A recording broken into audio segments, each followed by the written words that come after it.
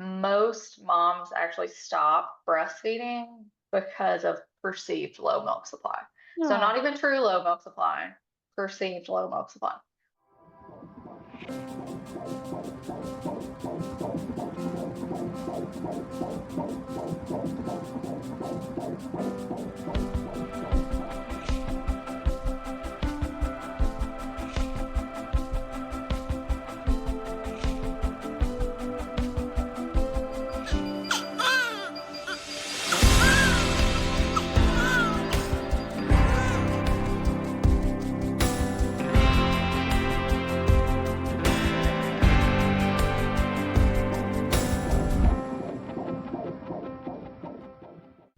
Hello, and welcome back to another episode of the Birth Lounge podcast. You guys, I am officially well into the second trimester. Oh my goodness. I have this cute little bump, and it doesn't go away overnight like it did in the first trimester.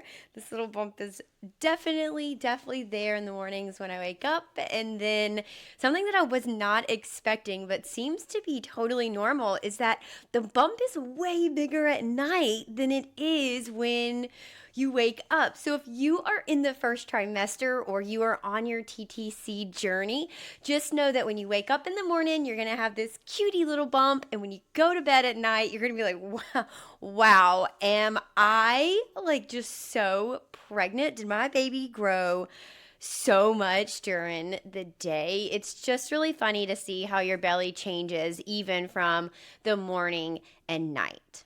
I know I may be in kind of the minority here, but I have absolutely loved seeing how my body changes in pregnancy. I'm very lucky that I have never struggled with body image issues before, and to be honest, it was kind of on my mind. I didn't know how I would respond to my body changing in pregnancy, and I didn't know how those changes would make me feel physically, emotionally, mentally. I didn't know what it was going to be like to watch my body change in the mirror right before my eyes, but I have to say it has been so much fun, and I find so much pride in watching my body grow this little baby. I feel super lucky and grateful that I have a body that can grow our little baby, and that is strong and capable and able, and waking up to see my little bump every morning and going to bed with a little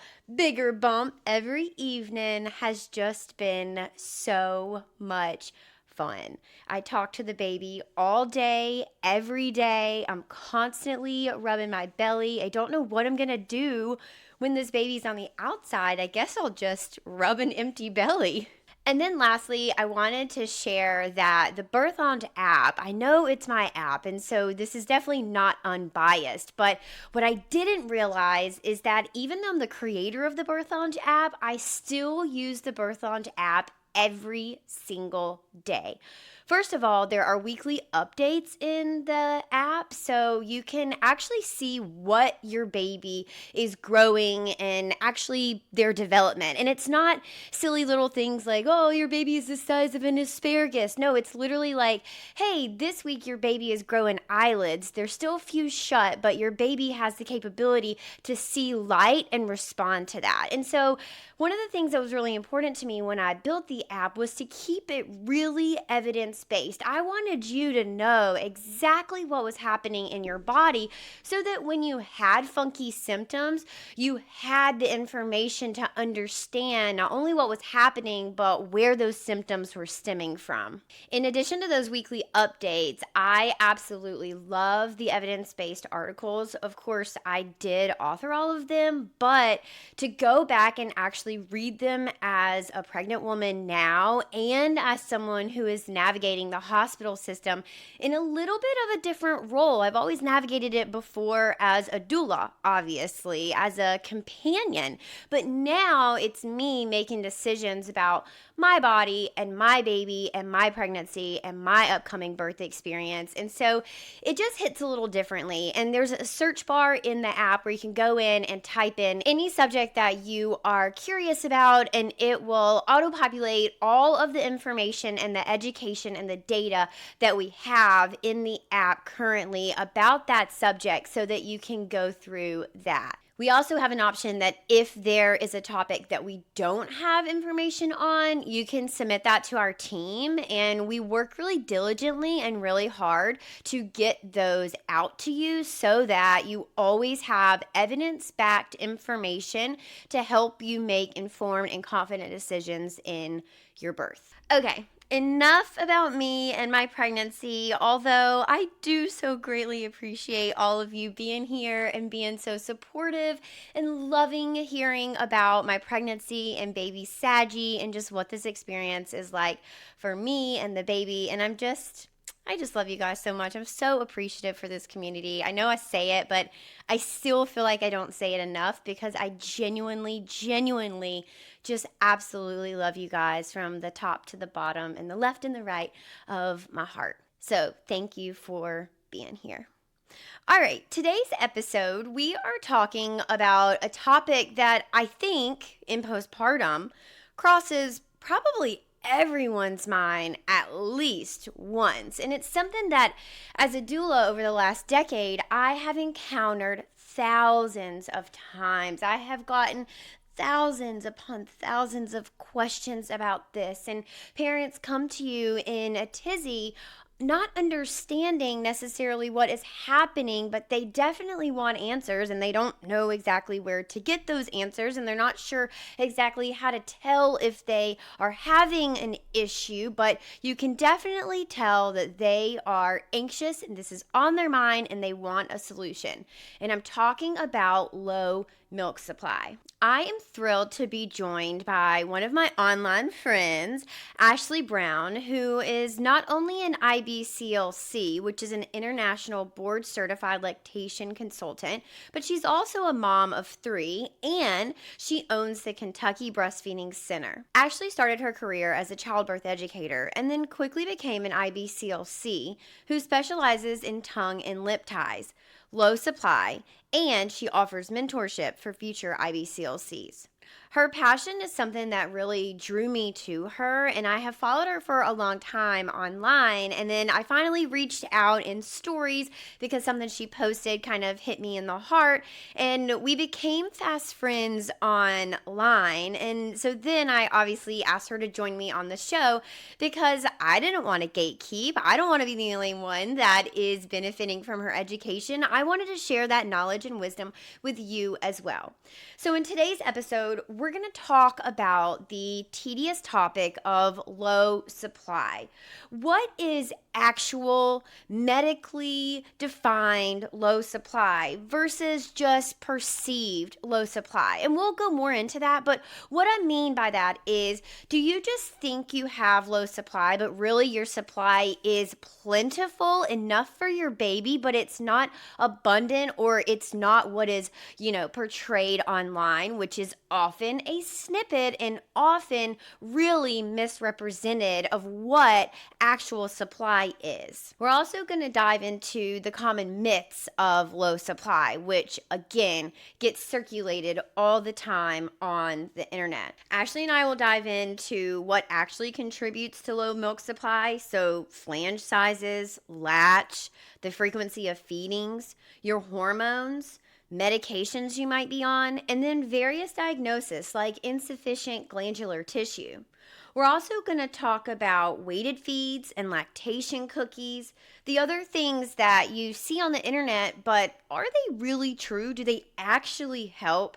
And then finally, don't worry, we are going to talk about resolutions that can help you solve the issue if you have true low milk supply. I know this episode is going to be so helpful for so many people because not only is it going to help you define what actually low milk supply is, but I think you're going to find a lot of comfort in understanding just how rare low milk supply truly is. So if you're not pumping 6, 8, 10, 12 ounces every time you pump and you have a newborn at home, rest assured, not only is that normal, but it's a-okay, and it is not an indicator that you have low milk supply.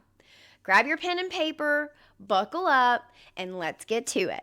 Without further ado, Ashlee, welcome to the show. Thank you so much for having me. I'm so excited. I'm so excited to have you on here. And like I said before, it's a long time coming. We tried to schedule and then we didn't. And then we did schedule, we had to cancel. And I just kept wanting to have you on this show, not only for this topic, because I do think it's something that a lot of people struggle with mentally. And I think there's a ton of misinformation out on the internet about low supply. But I also think that you do such a great job of two things. A, presenting things in a really evidence-based but non-judgmental way. You just simply put it out there and say, like, look, this is what it is. These are your options. How do you want to proceed? How do you want to go about this challenge? And then the second thing is you never judge people. So people are truly able to choose whatever floats their boat, whatever feels good to them. And you're like, let's do it. I'm into it. Let's see if it works for you. And if not, we've got other options that we can try if this doesn't work. And I have no judgment about that. That's totally my style. So I love that so much about you. Thank you. Yeah, I really like to support women, families, parents, and whatever they're feeling aligned with. And just putting information out there that is how I got my following on Instagram, was just putting information out there that was non-judgmental, not biased, and just really informative. Also, just like letting families know their options instead of just going to 4 or 5 different lactation consultants and getting a different answer every time, which is what a lot of families struggle with. Yeah, I have found, I've been doing this for 10 years, and I have found that lactate, look, there's a lot of judgment in the birth world too, but lactation is one of those little corners of women's health where there's so much judgment from Yeah. professionals where you can have a lactation professional in your home and actually leave feeling worse than when you came, when you were asking about the challenge that was facing you because of how you're treated by that lactation professional. And that for me is really sad because you're usually freshly postpartum. You're usually really vulnerable. You're usually in a space where you already are having challenges and you don't know what to do. That's the entire point of having a professional in your home. And then you have this professional in your home and they are rough with your baby, or they jerk around your boob, or they tell you that you have to do this. And you're like, that doesn't really work for me. And they say, do you want your baby to get healthy? Do you want to breastfeed? Do you want X, Y, and Z? And you're like, I think so. I'm not sure. I don't know if this is my only option. I'm not sure if that's what Yeah. I want. And so I do really appreciate your approach a lot. Yeah. Yeah. And I do get several families who have had those same experiences you just Mhm. talked about. And we're like their last resort. Like I've tried all the things, I've done all the things, Googled all the things, I've seen all the people, and it's just not working. Yeah, that's tough, especially in a country that doesn't prioritize or support breastfeeding. When you do hire a professional and they come in and they make things harder, or they hurt your feelings, or they don't give you the support that you're looking for, it can really derail your breastfeeding relationship, which I think you and I both are hoping to bridge that gap a little bit. We want to just help people breastfeed in a way that feels good to them. Another thing that I think derails a lot of people in their breastfeeding relationship is this false idea that I have low supply. I don't have enough milk for my baby. So I'm super excited to talk about this. And I think that we can probably start right there. That would be a really great place to start, is how true and how often does true low supply happen? Because from my understanding, it actually is not that common. Most women are able to make just enough milk for their baby and their baby's body and what their baby needs to grow and develop. So I'll start with the statistic that most moms actually stop breastfeeding because of perceived low milk supply. So No. not even true low milk supply, perceived low milk supply. Obviously, there's other issues like pain and lack of support and just all the other things we could get into, but they are most often stopping and discontinuing their breastfeeding relationship that they deeply want because they didn't have the education or the support to know that they actually do have enough milk. So we see this really often in the first couple of weeks because first 2 weeks, as we all know, are the hardest when it comes to breastfeeding. And we see supplementation happening as soon as babies are born. And when it comes to low milk supply, almost always, everybody has enough colostrum, which is like the early milk, the liquid gold. The low supply doesn't happen until baby starts taking larger volumes.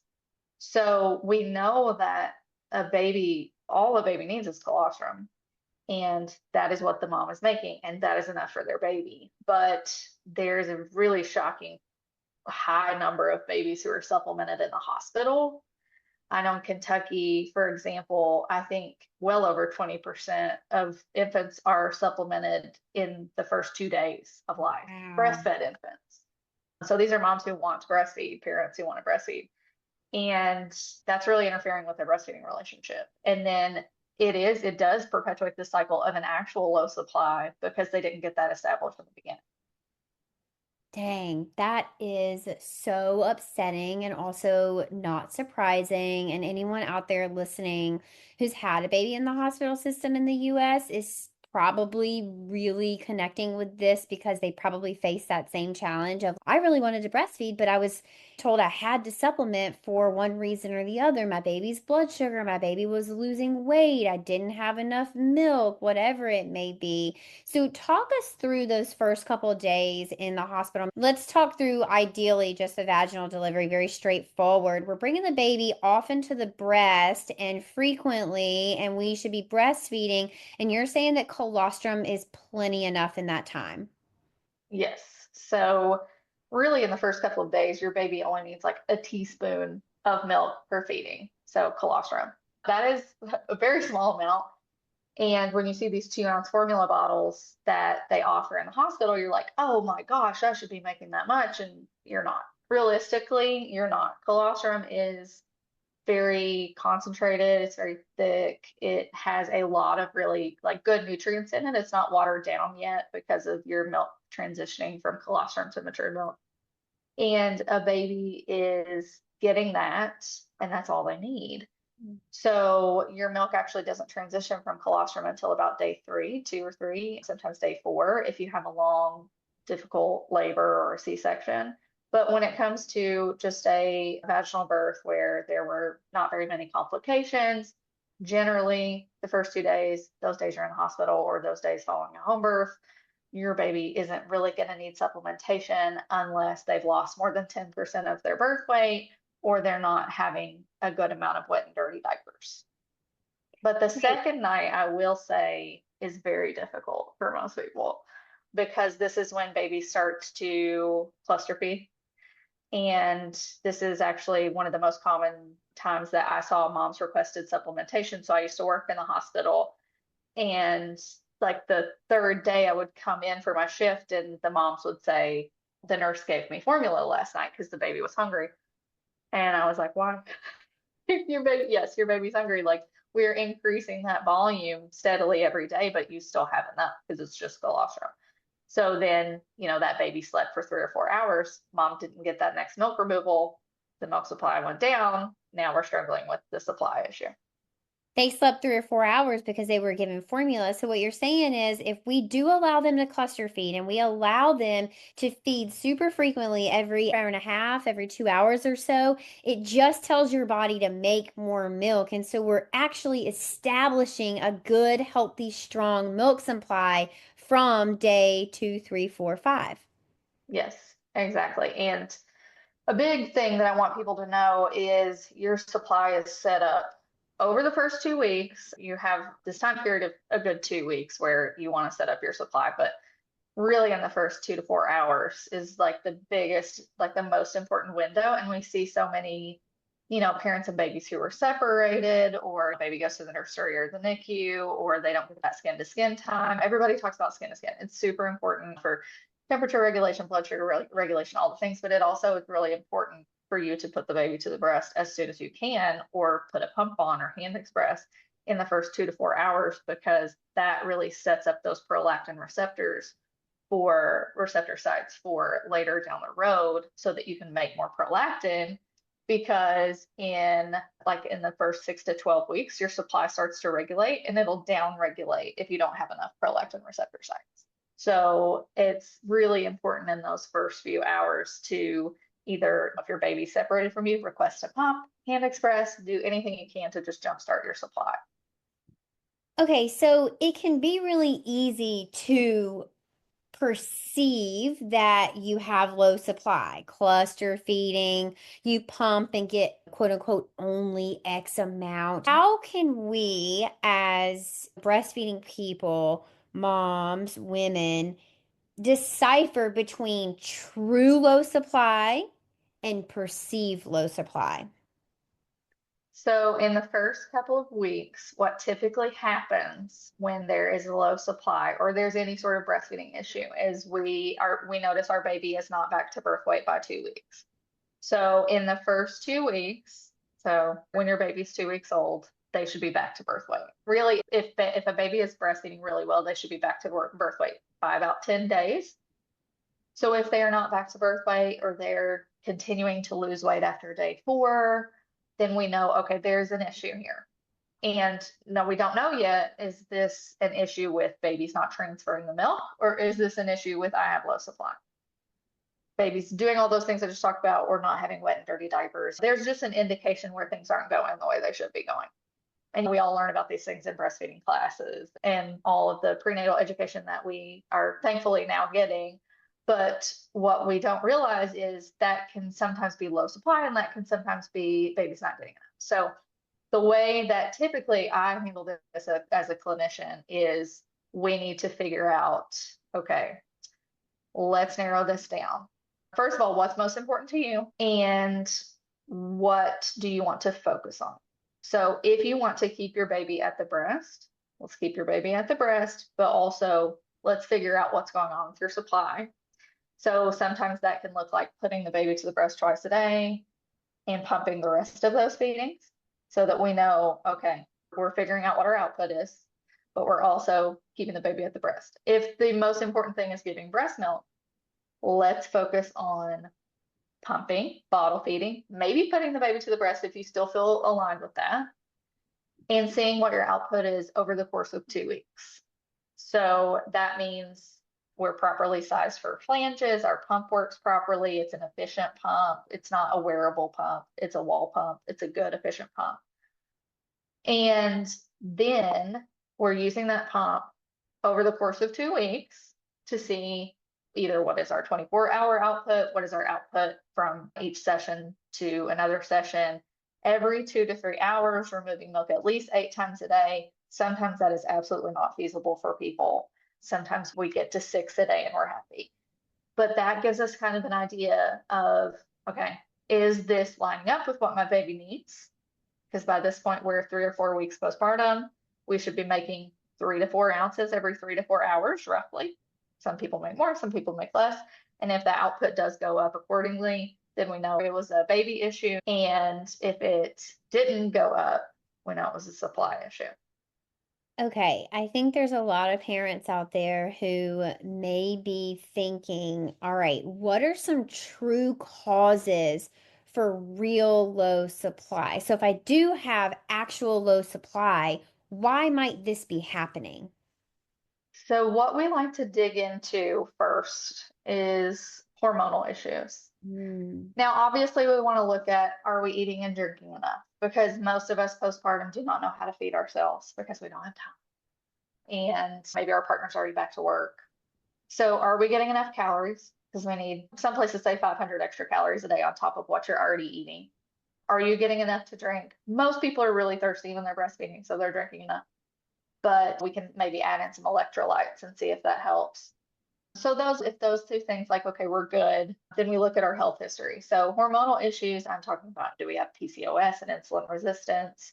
Do we have any thyroid imbalances, thyroid conditions?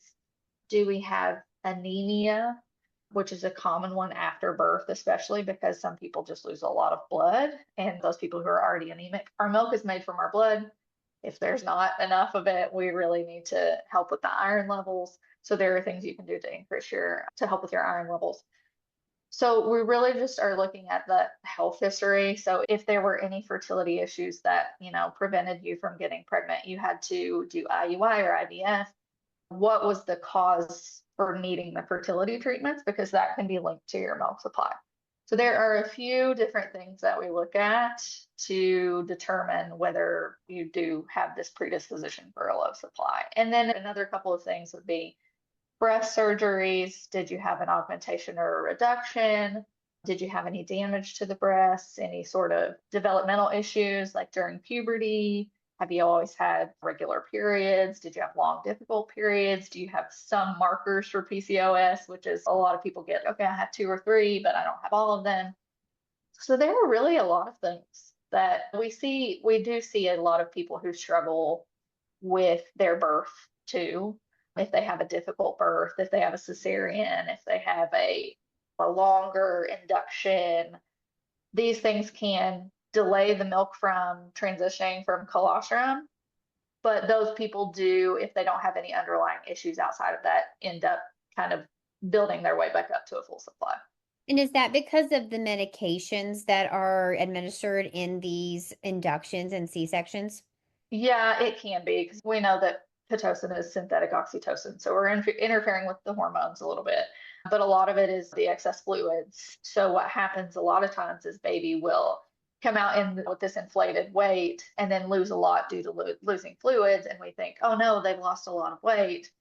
And they're actually just like it's a normal physiological process to rid yourself of the fluids. And then another issue sometimes is mom is reacting to having all of these fluids. So we swell in our hands, we swell in our feet, but a lot of people don't know we swell in our breasts as well.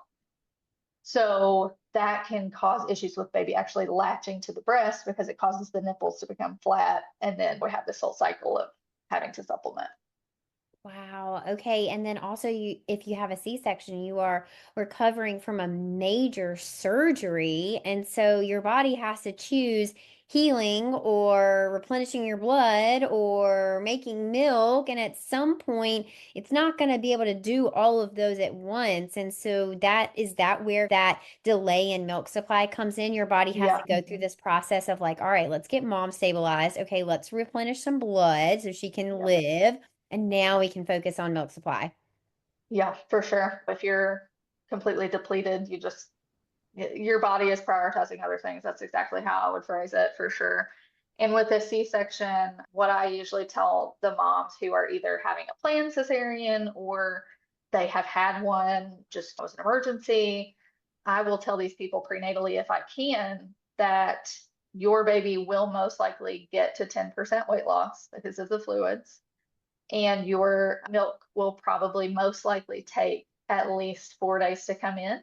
Now, for first time moms, and when I say come in, transitioning from colostrum, most first time moms, that their milk supply can take up to 10 days to transition from colostrum. So if we're getting to the point where we're the end of day 4, the baby has to be supplemented with something, whether that's your milk, donor milk, formula, whatever it needs to be, and whatever you have on hand, whatever you have access to. And then eventually, now I have seen this before, day 10, the milk is in with full force. And what can be really discouraging is our milk hasn't fully transitioned and we're still pumping every 2 to 3 hours. We're still breastfeeding every 2 to 3 hours. We're doing all of these things and nothing's coming out. Nothing's happening. I'm getting like drops. And it's just really discouraging. And a lot of people stop. A lot of people quit because they just can't handle the mental fatigue of one more day of this. Now, would that be a time where you're thinking, like, all right, is this true low supply? Yes, yes. And it can be very hard to tease out. Is it the surgical birth or is it true low milk supply? So that's when we dig into that medical history. Yeah. Oh my gosh. Okay, you just mentioned a little bit ago flange sizes. Talk Uh-huh. to us about how flange sizes might make it look like you don't have enough milk supply, but actually, once you get the right flange supply, if flange size, you realize, oh, I got plenty of milk supply. I was just using the wrong tools. Yeah, this just happened a few days ago with the patient one. I'll give you a little backstory. Years ago, so I started practicing 6, 7 years ago. And that was at the time where we used to say, Pumps are not an indication of your supply. Pumps are not as efficient as the baby, things like that, which in some cases is still true, especially wearable pumps. They're just not as efficient. I will say this multiple times. But that's just, we really don't see that anymore because pumps have gotten better. And we know now that a size 28 flange is not going to work for most people. So what comes with the pump, the big ones you would think of are Spectra and Medela. What comes with those brands is a 24, 28, 23, 27, things like that. I have sized probably two 24 millimeter nipples ever. So most people actually, I'm so excited because a new study came out. There had not been a study on flange sizing. So a new study came out, the Flange Fits study. I forget exactly what it's called. I took her class. She's amazing. Jeanette with Babies in Common. She found that most people have, I believe it's a 13, anywhere from a 13 to a 17 millimeter nipple. That is not what pumps come with. The other issue is that pump companies also don't make anything smaller than like a 21.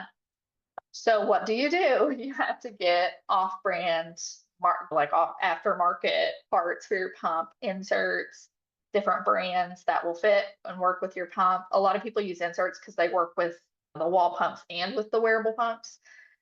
But if you have the right flange size, it makes all the difference because what happens when you have a larger flange is it pulls, I'll grab my boob. I know people listening can't hear it, but when you have a larger flange, what happens is your entire areola is pulled through the tunnel and it causes rubbing, causes discomfort. Some people don't notice any discomfort, but a lot of people do. So that nipple is rubbing. Now, what should happen when you have the right size flange is we make a smaller tunnel. So we have the flange fits here and only the nipple is moving in the tunnel. So there's no rubbing, there's no discomfort, it's fluid movement and it creates more of a vacuum. And then you have happy nipples. You have happy nipples and you have more milk. So what you should be looking for is it's comfortable. None of your areola should be pulling in.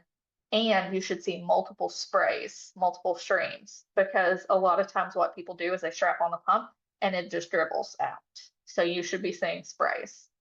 So when you get the right flange size, it makes all the difference.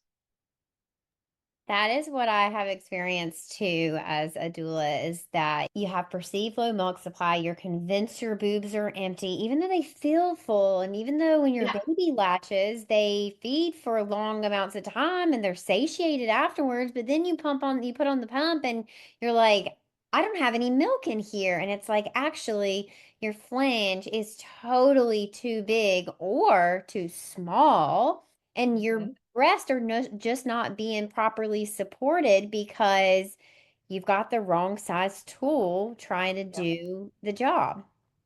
And I mean, for years, that's just how it was. Like 10 years ago, when I had my first, I was using a 28, and I think I'm a 17, 16. It's nuts. Oh.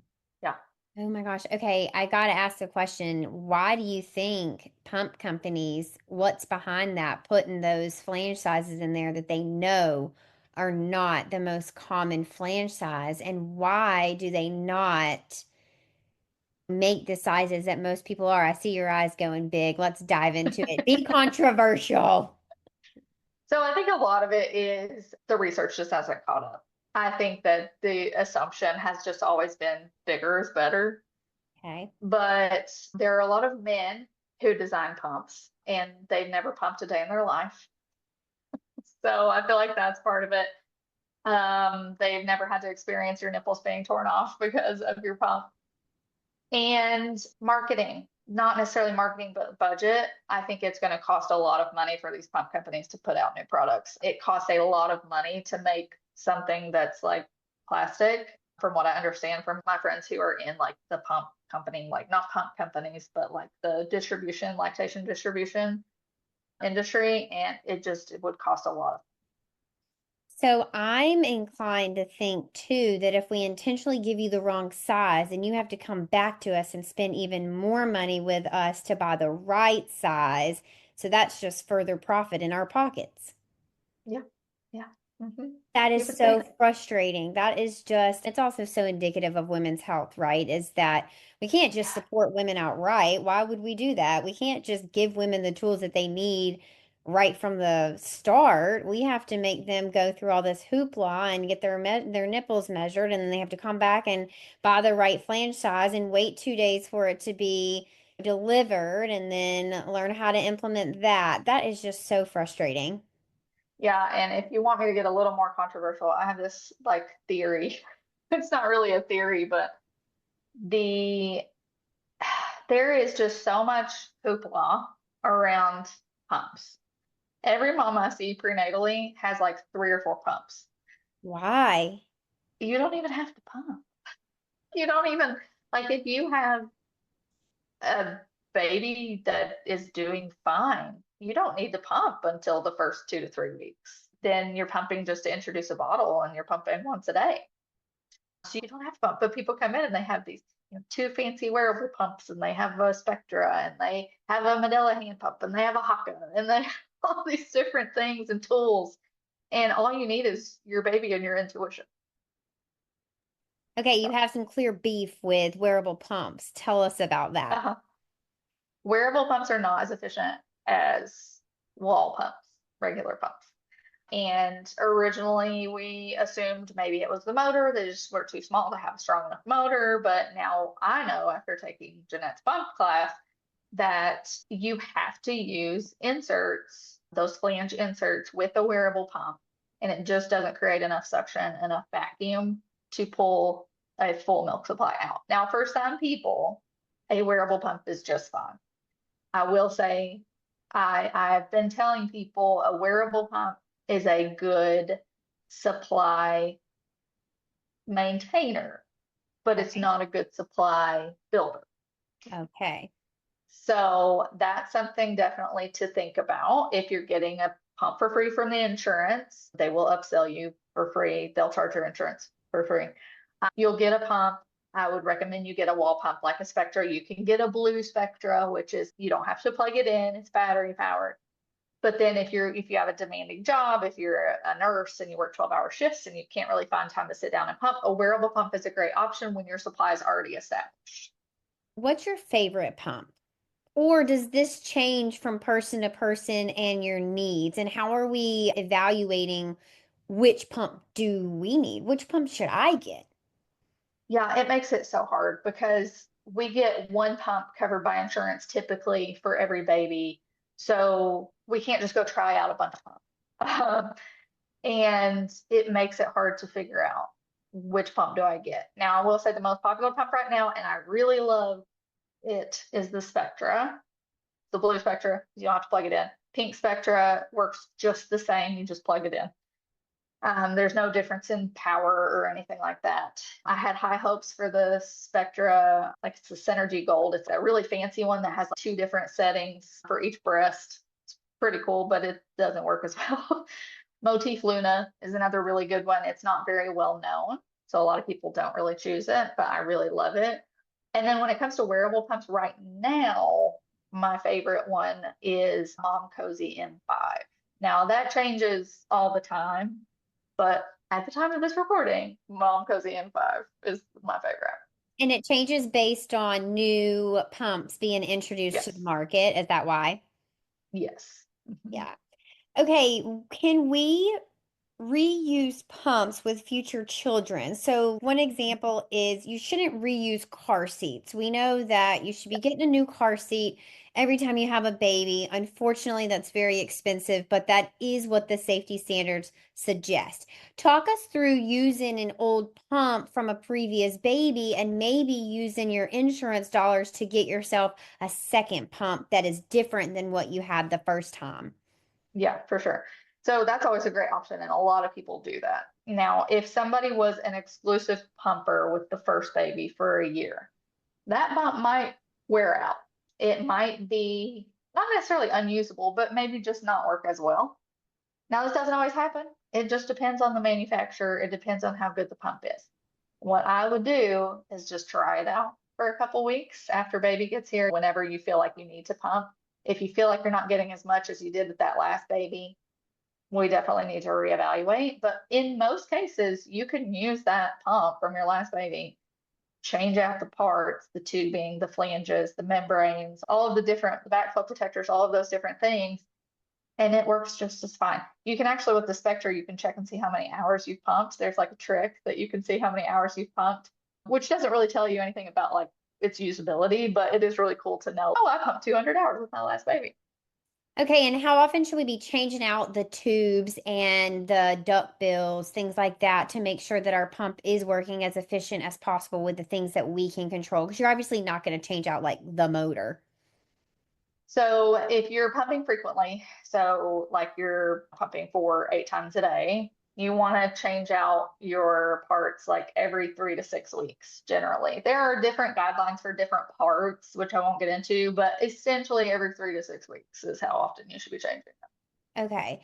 And what about power pumping as a way to increase supply? Whether you have true low supply or just perceived low supply, what about power pumping, which is 20 minutes pumping, 10 minutes off, 10 minutes on, 10 minutes off, 10 minutes on, right? It's like a power pumping session where you're doing essentially an hour of pumping, but you're not pumping all 60 minutes. It can be a good option for people who need a quick boost. I need a couple ounces more for the day. But I generally don't see a lot of success with it. And I see a lot of people get burnout with pumping because they're trying to power pump every day or multiple times a day. And I just don't see it as something that is a good long-term solution. It's just not sustainable because it's just so Right. much. Just like triple feeding, which is like Mm, breast bottle pump. Like we don't do that here. neither do we. We don't recommend We triple don't do feeding. that. Yeah. Yeah. It's just not only is that physically hard on you, but just mentally exhausting and it's just not sustainable. So unless you hmm absolutely need something to hold you over, triple feeding is just probably not the answer for sure. Yeah, for Okay, I sure. have one last question about pumps, and this is if you don't have a pump already. Would you be better off? And this is just me trying to be like a frugal fanny and making sure that people are being able to get the most bang for their buck. But would you be better off having your insurance supply you with a more expensive pump and then you out of your own dollars or maybe even HSA, FSA dollars purchasing a less expensive pump, even if that less expensive pump is going to be your primary pump? So I guess what I'm asking is, would we be better off having our insurance provide us with the fancier, quote unquote, more expensive wearable pump, and then we actually purchase a wall or a stationary pump out of our own dollars or our HSA funds because it's kind of less expensive? Yeah, I do have a lot of families do that. And it actually sometimes it's reversed. So sometimes the wearable pumps are actually more affordable because they offer sales and things all the time. Oh, So you can okay. just buy those on Amazon or at Target, get your gift cards when you get them from Target or whatever.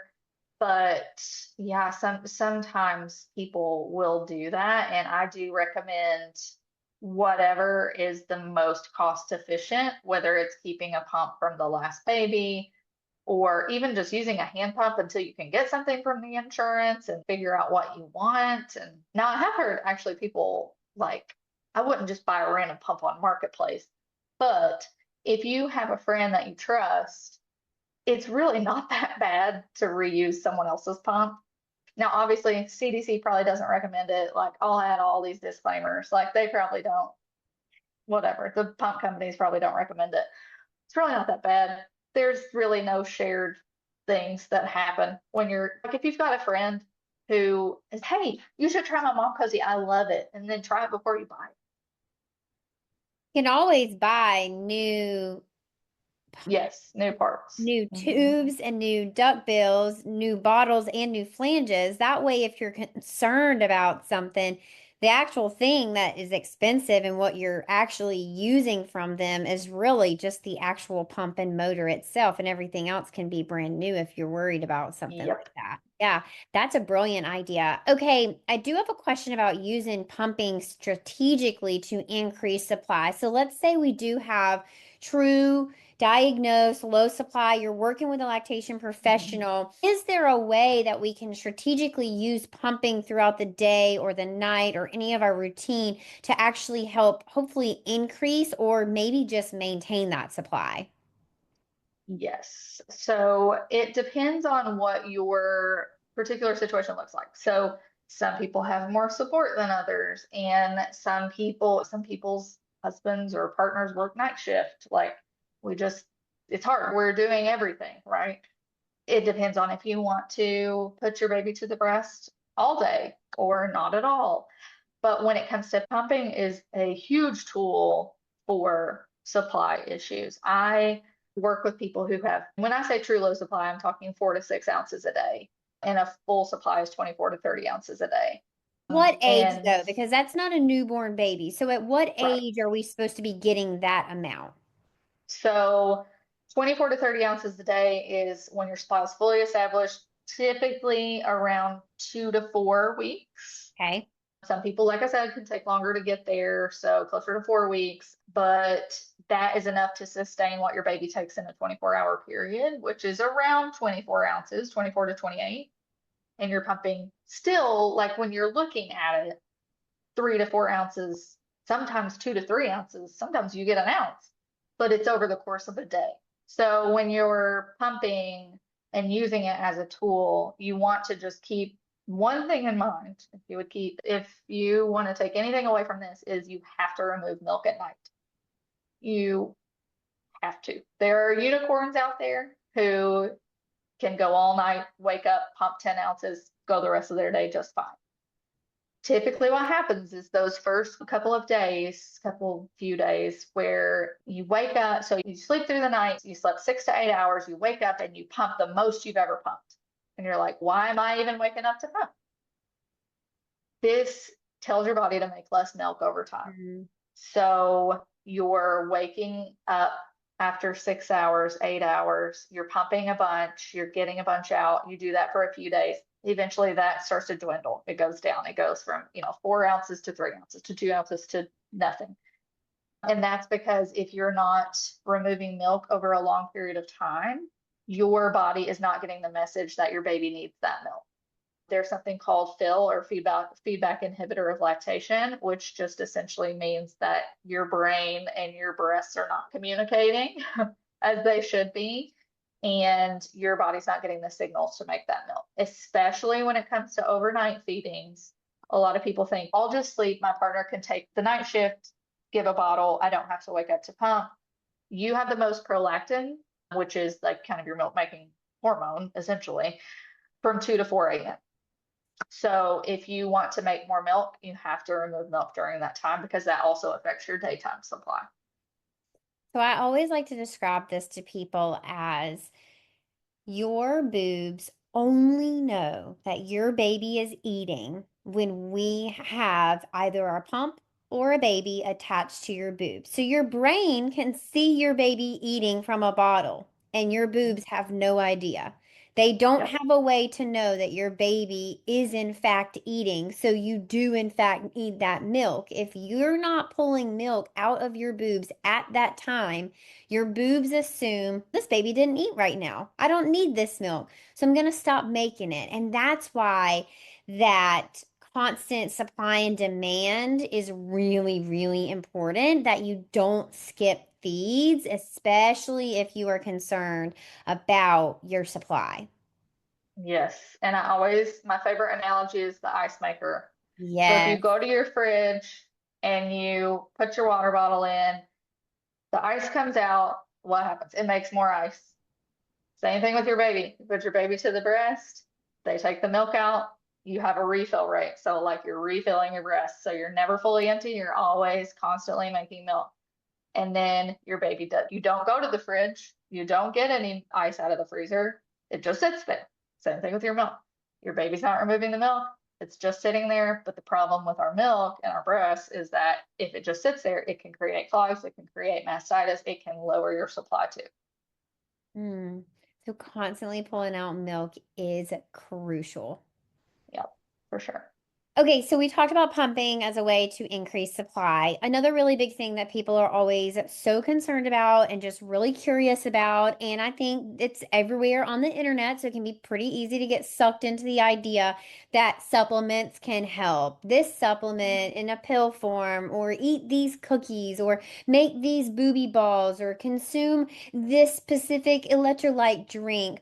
Talk us through different supplements, and if you have a favorite one that you know is a surefire that works for the majority of people, feel free to share that. But what is the consensus and the data behind supplements in terms of increasing milk supply? So if you're gonna eat a cookie or if you're gonna eat energy ball or something that's going to temporarily increase your supply, it's not gonna hurt, right? It's gonna probably give you a little temporary boost. It's gonna make you feel good because it tastes good, right? So it's gonna get those feel good hormones going. It's gonna be fine. You cannot sustain that long term. You can't afford to get cookies long term. They're selling them for $16 a pop at Walmart, right? For four of them. So, right. So we can't do that long term. But what we can do is support your body with a supplement or a food or something that is going to naturally support your supply based on your health history and based on what we're looking at in front of us. A common one that I really like to recommend is called Moringa. It's Moringa. I think people use it during pregnancy, like take it during pregnancy, things like that. I'm not sure if that's true, but I know that for breastfeeding, it's actually been proven, like studies have shown that it does increase supply. So it's really cool. Now, I will add the caveat, if you're going to use any supplements, discuss it with your care provider or your IBCLC first. And for Moringa, it's been shown to be an anti-thyroid in rats, Okay. but that's not humans. Hmm. So obviously, if you have any thyroid conditions, you want to be mindful of that. That is a top one. Now, something that is in a lot of lactation cookies and in a lot of other people tend to recommend it a lot is fenugreek. Okay. I actually used to recommend it a lot years ago, but it can decrease supply in some people. So a lot of people just don't want to take that risk. So it really varies from person to person. And then obviously getting whole foods in your diet that can help with certain conditions. For example, if you have anemia, we want to supplement that with either your iron pills or whatever. Some people just can't digest those very well. Beef spleen capsules can be helpful. Making sure you're getting your vitamin C because that can help with absorption. Anything like leafy greens, red meat, like things that can naturally support those levels, which can help increase your supply. And getting enough protein is really important. I talked in the beginning about getting enough water, getting enough food. If you're doing those things and you're still not seeing a change, increasing your protein can really help. Protein is so crucial, and I think it is something that so many people miss on their breastfeeding journey. And they're like, I don't know why my milk is not in. I'm like, how much water are you having? They're like, a ton. I'm like, how much protein are you having? And they're like, I I am have a not protein bar every sure. morning. Yeah. And I'm like, all right, we gotta increase that protein. We need a lot Mhm. of protein. Not only do you need it because you're healing from birth, you are remaking a bunch of blood that you lost, but you're also trying to make breast milk. Like you need protein for sure. Okay, I guess my next question is about medication. So if you do have, diagnosed low supply, there are medications like domperidone or Reglan that you can be put on. When would be the appropriate time and situation to speak to your provider about a pharmaceutical option to help increase your supply? If you have a condition where, like I referenced earlier, you're making 4 to 8 ounces a day, sometimes you can make 10, 12 ounces a day. You're making half or less of what your baby's taking. And you're really feeling like you've done everything. You've taken all the steps, you've done all the things, and nothing is working. And you have something like insufficient glandular tissue, which is not very common, but it does happen where your breasts just don't have enough tissue to make enough milk. Then I think that you can start thinking about, okay, what are my next steps? Now, if you talk to your OB or your care provider, they are most likely going to recommend Reglan, which you mentioned. It does carry a black box warning from the FDA. And if you have a history of mental health concerns like depression, postpartum depression, anxiety, that can actually exacerbate those issues. And you're actually not supposed to use, yeah, you're not actually supposed to use it for long periods of time. So what's going to happen is you're going to get that temporary boost in supply, then you're going to have to go off of the medication. Domperidone is not available in the US. So when you are talking to your care provider, you want to make sure that they're giving you, arming you with all the knowledge and support that you have to make the right decision in pursuing getting that medication, other than other medications, just supporting by using supplements and tools. That's pretty much it. Okay, you just mentioned IGT, insufficient glandular tissue. Talk to us just a little bit about what that is and how you might know if you have that and what you would do, I guess, assuming you would go to a lactation professional. Yeah, so you can actually think about this prenatally. So if your breasts have not grown during pregnancy, that is a big red flag.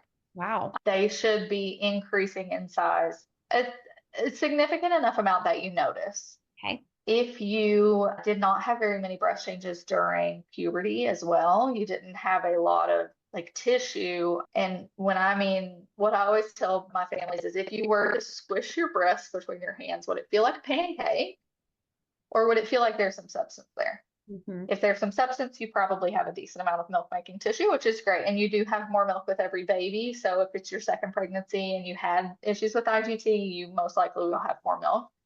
So that's one of those signs. If you have widely spaced tubular breasts with large areolas, that is an indication of low supply. And not always. Now, there are people who present that way and make plenty of milk. Another thing to consider is if you did have a breast augmentation, so you have breast implants, what was the reason for those implants? Was that because you didn't like the way they looked? Was it because they were small and widely spaced, which happens a lot? So in that case, we might have some more issues with making milk. For reduction, it's a little different. We're taking out tissue, works a little bit differently. But those are some of the signs of IGT. And then a big one is postpartum. You've tried all the things, you're still only making half or less of what baby's taking. Yeah, that's a hard one because it's a lot out of your control. It's just genetics, it's Yeah, your it's just the body way you're makeup. developed. Mhm. Totally. And that really sucks because it feels like you don't have a lot of options. And in some cases, you don't have a lot of options. And that can be really, really tough mentally and emotionally to know that you really desperately want to be able to breastfeed your baby, but your body in this case, which is not the case for most people, but in this case of IGT, sometimes your body just isn't going to allow it. And that's tough. That sucks. Yeah, and we really try to support those families in the best way that we can. And we always say breastfeeding is it's not just about the milk. Sure. So if you desire to still breastfeed your baby, you can still put them to the breast as often as you feel comfortable. There are systems out there, supplemental nursing systems, tubes and syringes at the breast where you can put the baby to the breast and the baby can receive the supplement at the breast. So then you're not breast bottle pumping all day. You can pump one side, baby feeds on the other.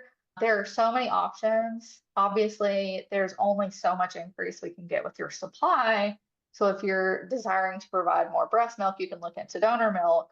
And it is really disheartening, and I don't ever want to discredit a mom and her feelings and all of the things that just come with IGT. And you can be disappointed and you can still breastfeed. Both things can coexist. Yeah. Oh my gosh. I love that too. I'm an and type person as well, that two things can coexist.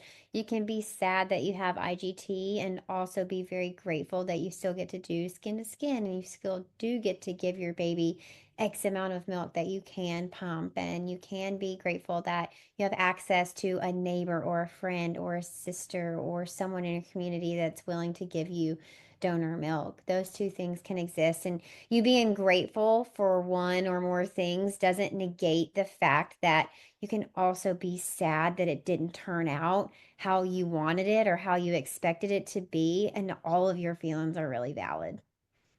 Yes, for sure. Yeah, Mhm. breastfeeding is one of the hardest things ever. Oh my gosh, women are so resilient.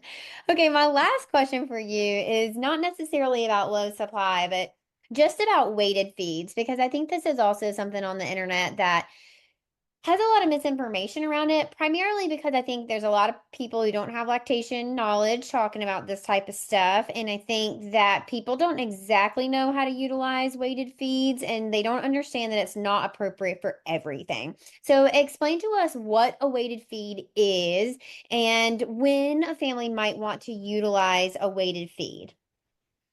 Okay, so a weighted feed is when you weigh the baby, you breastfeed the baby, and then you weigh the baby again to see how much they got. So it's pretty straightforward. You can do this at home with a baby scale. It's just not going to be as accurate as you would do it in a lactation consultant's office or, home visit with a lactation scale because those scales are just a lot, more accurate. The scales that we have in the office are accurate to about 2 grams. That's 2 milliliters. So it's very important when we have a new baby to see how much they're getting. But the thing about a weighted feed is it is only one picture of one day in one baby's life. So we only, like, for example, we do a lot of appointments in the mornings, and moms have the most milk in the mornings. So a baby is taking 3 ounces, and we're like, yay! But baby's still not gaining weight or not gaining weight the way we want them to. That's only one picture of what's happening. And what a lot of times happens is moms have the most milk in the mornings. They slowly start to get less in the evenings. That's because we have less prolactin in the evenings. And that's normal. But some people have such a disproportionate, they have way more milk in the mornings and way less milk in the evenings. So baby's super fussy wanting to cluster feed in the evenings. They're not gaining an appropriate amount of weight. We might need to look at other things too. Do we need to supplement? Do we need to maybe do a weighted feed in the evening and see what baby's getting? Is baby just gassy and fussy, or are they really hungry? Okay, I know I said that was my last question, but it never is. If your baby doesn't have a great latch, now I'm just thinking, okay, what could be causing this? If your baby doesn't have a great latch, could that be something that makes it look as if you don't have a lot of supply? And it almost goes back to the idea that if we're using the wrong flange size, your boob is not being supported enough to actually get that milk out. And so if baby doesn't have a proper good deep latch, then your boob is not being stimulated in the correct way to actually transfer that milk to your baby. So it may feel or look as if you have low supply when really it's a latch issue. And if we fix that latch, you'd probably see your milk supply increase or at least their transfer rate increase. Yes, 100%. Again, people listening can't see this boob that I'm using, but if a baby is latched behind the areola really deeply, we are compressing those milk ducts that are behind the areola. Everybody says get the whole areola in. Small babies, we can't do that, but you're getting the milk ducts behind the areola. We're compressing and we're squeezing and we're like rolling the milk back. And there are proper mechanics when it comes to breastfeeding, not just the latch, but also the oral function piece of it that can increase or decrease a mom's supply. So if we're exclusively breastfeeding, baby's not gaining a lot of weight, or they're not having appropriate wet and dirty diapers, they're just making it, they're gaining just enough to get by. A lot of times it's the latch. So we go in, we fix the position, we fix the latch, baby gets a deeper latch, we can actually remove more milk. And over the course of a day, if we're removing even half an ounce more of feed, that baby's going to gain weight. Wow. I bet so many people out there have perceived low milk supply, but in reality, it was just a poor latch. Yes, and we get a lot of that. We fix some things, we give oral exercises, we do some baby body work, and the baby's starting to suck better. So, Baby body work like PT, OT, chiropractic care. yes. Mhm. To help loosen up your baby, get their muscles all in the right place, and have them have more oral function, huh? Yeah, yeah, because if you're, we always say if your hips are tight, your lips are tight. Yeah. Ah, So everything's connected. So if we loosen up the baby, We feed a lot better. A lot of times I see babies who are causing moms a lot of pain because they're so tense from birth. So we're just chomping and we're curling and we're like not extending our head and like moving our tongue. And that's just what happens because some babies just don't know how to unfold from birth. So we just have to help them with that. Oh my gosh. Such good information. Thank you so much for being here. Is there anything that I haven't asked or anything that you're like, low supply moms really need to hear this that's on your heart or your mind that you want to share? I think that the thing that I want moms and parents to take away is you're not doing anything wrong. I get so many parents who come in and they say, I'm doing everything. I don't know what I'm doing wrong. There's something that I'm doing wrong that I have to fix. You're never doing anything wrong. You either don't have the correct information or you just need somebody to help you. Right. And Support. yeah, exactly. You just don't have the support. Don't have the support or you don't have the information. And I want you to know there are people out there who are not judgmental and there are people out there who won't make you feel bad for wanting to get a little extra sleep at night. That's not a crime. And wanting to make a little more milk or feeling like you can just do something, there's got to be something that like I'm missing. And it's just part of our motherly instincts and our parental instincts to just want to do everything we can. And people just don't have access to the support that they need to make that happen. And you just have to find the right people. Oh my gosh, I love to hear you say it's not a crime to want more sleep. It irks me to no end when moms are made to feel as if they are selfish for needing sleep at night. Hello, we're human. We have to have sleep at night, and I'm a sleep queen. When I have this baby, I'm gonna I really am going to need to think deeply about being strategic of how I feed this baby and the support that I give to my body and what that looks like for my husband and I as a lifestyle so that I can keep up my supply, I can continue to breastfeed, and I can also prioritize my own mental health because I tell you what, I'm a terror without sleep. So if I'm not getting a lot of sleep, I'm a complete monster. And you guys think I'm unhinged now while I'm sleeping? Wait till you see me with no sleep. I'll be somebody you guys are running from. Oh my goodness. Ashlee, thank you so much for being here. I'm so appreciative for you. I feel so much better, especially knowing that I'm about to embark in my own breastfeeding journey. This has been obviously a big question mark. It's something that I have seen as a doula throughout the years, but not often because, like we talked about in the very beginning, true low supply is actually not very common. It's something that is pretty rare, and there are so many things that can be underlying issues that if we fix that, your supply will actually boost and be right as you expect it to be. Where can people find you if they want to work with you, if they wanted to follow along, if they wanted to learn from you? How can people connect with you? You can follow me on Instagram. I'm at Ashlee IBCLC. And if you want to work with me, we are at Kentucky Breastfeeding Center or KentuckyBreastfeedingCenter.com. And do you have programs for other lactation professionals where you help them build their business? Yes. So I run a program called Nourishing Families. It is a 3 month mentorship, mini mentorship, where we talk about case studies and we also talk about business mentorship and growing your business. And I really love it. Our next cohort is probably going to be in July. I love it. Oh my gosh. All right, you guys. I will see you in the next episode. Thanks for tuning in today. Be sure to follow Ashlee on social media, and you can find me at Tranquility by HeHe and at the.birth.lounge. Until next time, head to your app store and download the Birth Lounge app for evidence-based childbirth education and data-driven postpartum support delivered straight to your phone. Bye. Thank you so much for tuning in today. I love hanging out with you, and it is an honor to be your go-to gal when it comes to preparing for your baby. If you've enjoyed today's episode, please leave a 5-star review and tell others why they should be listening to the Birth Lounge podcast too. You deserve to have a birth that you love with a provider that values your autonomy and respects informed consent without all the trauma that you so commonly hear about on social media. New episodes air every Wednesday and Friday. Hit that follow button so you never miss an episode. I'm HeHe, and this is the Birth Lounge Podcast.